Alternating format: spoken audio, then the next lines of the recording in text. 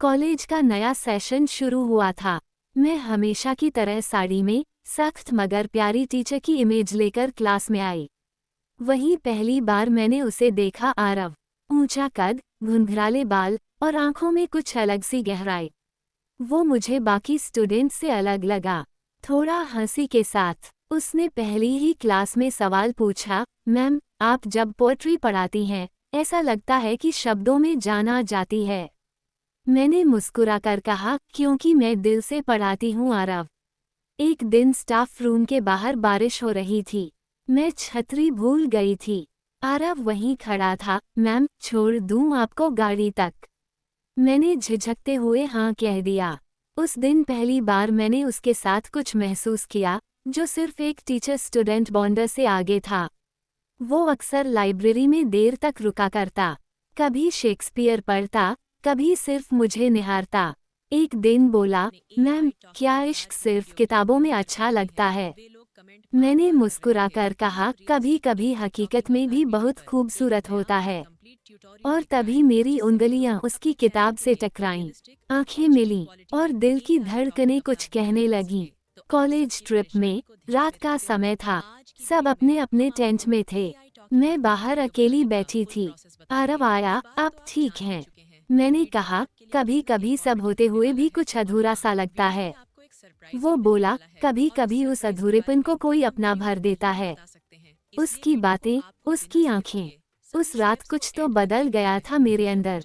धीमी रूमानी संगीत के साथ नर्म आवाज। कॉलेज के बाद एक दिन उसने कहा, मैम, एक जगह दिखानी है आपको। मैं थोड़ी डरी पर चली गई।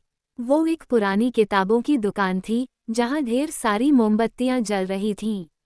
उसने कहा, आपका हर लम्हा खास है, इसलिए आपको किताबों से घिरे इस रोमांस में लाया। उसने मेरा हाथ थामा और धीमे से बोला, क्या मैं आपको महसूस कर सकता हूँ? मैंने आंखें बंद कर लीं। उस स्पर्श में इज्जत भी थी और चाहत भी। हमने कोई सीमा नहीं लांघी, पर वो शाम हमारे इश्क की पहली रात थी।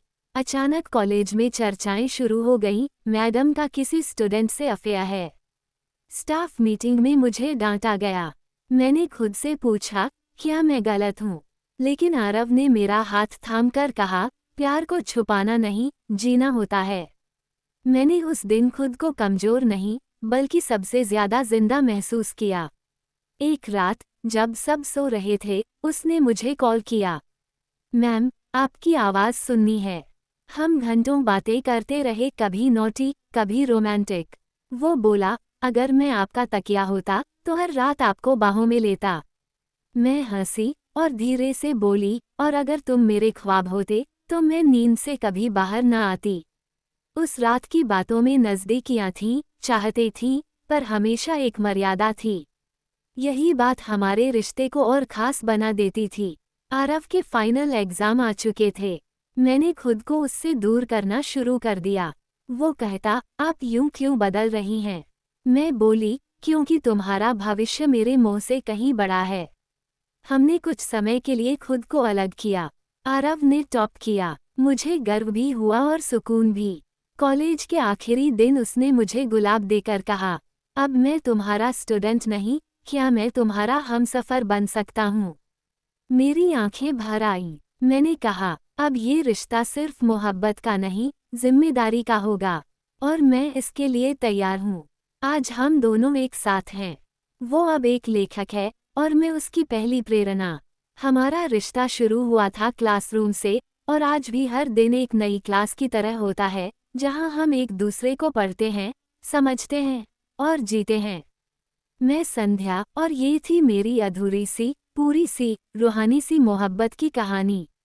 आज हम दोनों एक साथ हैं। वो अब एक लेखक है और मैं उसकी पहली प्रेरणा।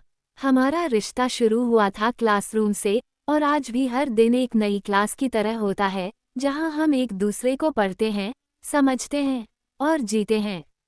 मैं संध्या, और ये थी मेरी अधूरी सी, पूरी सी, रूहानी सी मोहब्बत की कहानी।